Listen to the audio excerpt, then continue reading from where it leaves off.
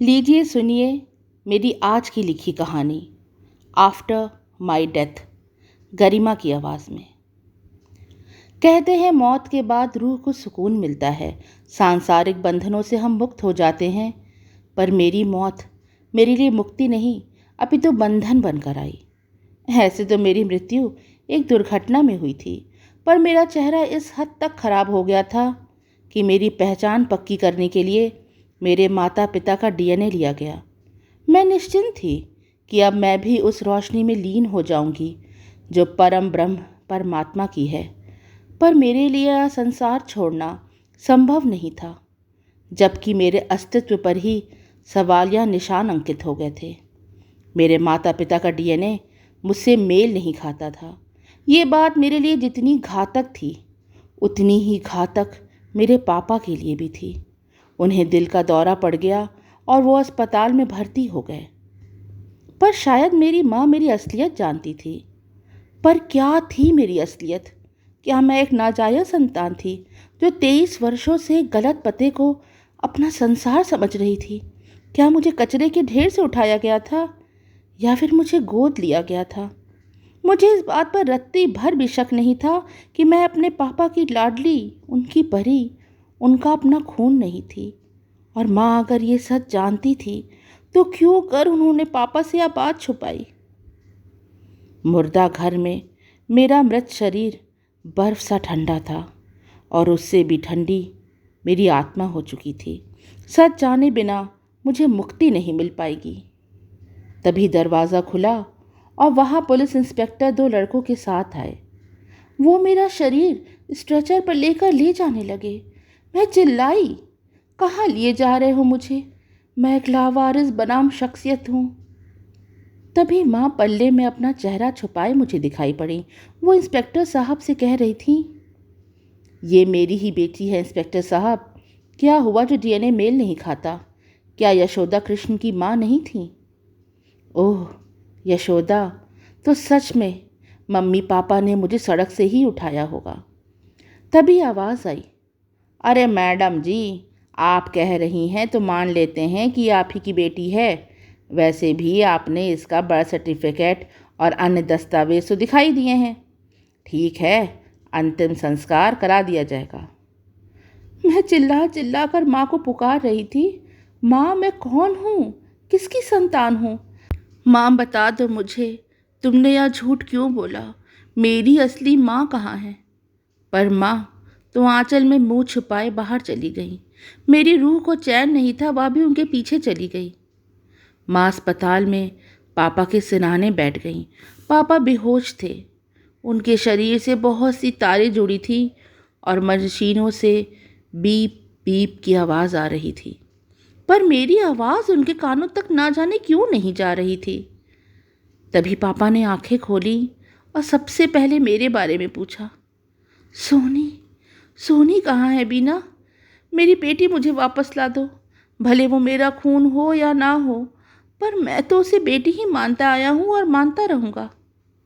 आप शांत हो जाइए जी, पहले ठीक हो जाइए, फिर क्या बीना? सोनी, उसे तो हम अस्पताल से हंसता खेलता घर लाए थे। अच्छा, अब मैं समझा। अस्पताल वालों ने बच्चा बदल दिया होगा। हाँ, यही सच है। I will sue them. पहले बोला बच्ची मरी हुई पैदा हुई है, फिर कहा कि बच्ची ठीक है। सही बीना, मैं छोड़ूंगा नहीं उन्हें। उनका अस्पताल बंद करवा के ही दम लूँगा। पापा को ऐसे देखकर मैं बेचैन हो गई। हाँ, यही सच है। मेरी पैदाइश के समय गलती से अस्पताल में बच्चे बदल गए होंगे और मैं भी ना जाने क्या क्या सोच रही थी। पापा सब चीज़ का पता लगा लेंगे। उनकी कोई गलती नहीं है। मैं नाजायज संतान नहीं हूँ। मेरी आत्मा अब शांति पा जाएगी। पर तभी माँ ने पापा को कुछ भी करने से रोक दिया। आप कुछ नहीं करेंगे। ना अस्पताल की गलती है, ना नर्स की और ना डॉक्टर की। क्या तुम सब कुछ जानती थी बीना? हाँ, मैं सब जानती थी। पर सोनी मेरी बेटी से भी बढ़कर है।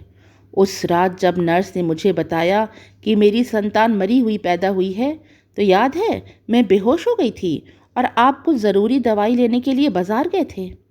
हाँ बीना, बाहर बहुत तेज़ बारिश हो रही थी। मुझे आने में 2 घंटे लग गए थे और जब मैं लौटा था तुम सोनी को गले से लगाकर रो रही थी। जब आप चले गए थे तो डॉक्टर निशा एक बच्ची को लेकर मेरे पास आई थी। हाँ, हमारी सोनी। हाँ, सोनी। उसे मैंने स्तनपान कराया। फूल की पंखुड़ियों सी नाजुक थी वह बच्ची, पर उसकी गर्दन पर 2 लाल निशान उभरे हुए थे, जिसे देखकर मैं चौंक गई थी। बच्ची बहुत कमज़ोर थी। मैं डॉक्टर निशा पर गुस्सा करने लगी कि किस प्रकार मेरी बेटी की गर्दन पर इतने गहरे निशान बन गए हैं। मैं छोड़ूंगी नहीं उसे जिसने मेरी बेटी को चोट पहुंचाई है। तब डॉक्टर निशा ने मुझे जो बात बताई वो सुनकर मेरे होश उड़ गए। ये तुम्हारी बेटी नहीं है मिसेस बीना, ये दूसरे वार्ड में जन्मी एड्स पीड़िता की बेटी है। इसकी माँ को एड्स है और इसके जन्म लेते ही वो इसका गला दबाकर इसको मारना चाहती थी, पर नर्स ने किसी तरह इसे बचा लिया। इसकी माँ को एड्स है या जानकर इसके ससुराल वालों ने नाजुक समय पर इसे घर से निकाल दिया। मैं तुम्हारे पास इसे ले आई जिससे इसकी जान बच जाए। जाने अनजाने अगर मैंने तुम्हारी भावनाओं को ठेस पहुंचाई हो तो मुझे माफ़ कर देना। आज तुमने एक बच्ची की जान बचाई है। कहकर डॉक्टर निशा मुझसे सोनी को वापस ले जाने लगी, पर सोनी की नाजुक उंगलियों ने मेरे कपड़े को पकड़ रखा था। मैंने सोनी उनसे ले ली और उसे सीने से लगा लिया। देखो बीना, ज़रूरी नहीं है कि ये बच्ची भी HIV पॉजिटिव हो। जब ये 3 महीने की हो जाएगी तब इसकी जांच होगी।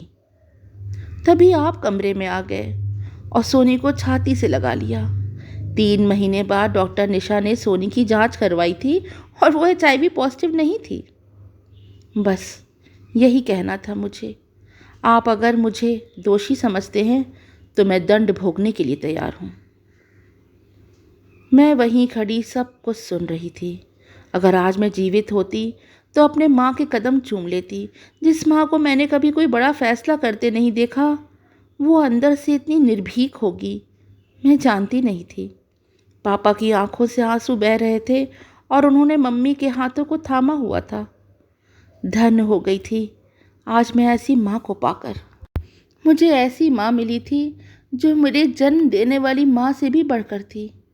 तभी मुझे अस्पताल की खिड़की से तेज प्रकाश आता दिखाई दिया। मैं जानती थी कि अंतिम विदा का समय आ गया है, पर मेरी आत्मा पर अब कोई बोझ नहीं था। मैं नतमस्तक होकर मम्मी पापा को प्रणाम करने लगी तो माँ ने अचानक से मेरा नाम पुकारा, सोनी। मैं कमज़ोर पड़ने लगी। जी चाहा हमेशा के लिए यहीं रह जाऊं, पर किसी चुंबक की तरह वो प्रकाश मुझे अपनी ओर खींच रहा था और मैं उसमें विलीन हो गई। ये थी मेरी आज की लिखी कहानी आफ्टर माई डेथ। कहानी अच्छी लगी हो तो इसे लाइक करिए। अपनी प्रतिक्रिया कमेंट सेक्शन में ज़रूर दीजिए और ऐसी ही दिलचस्प कहानियाँ सुनने के लिए चैनल को सब्सक्राइब करें। Bye for now.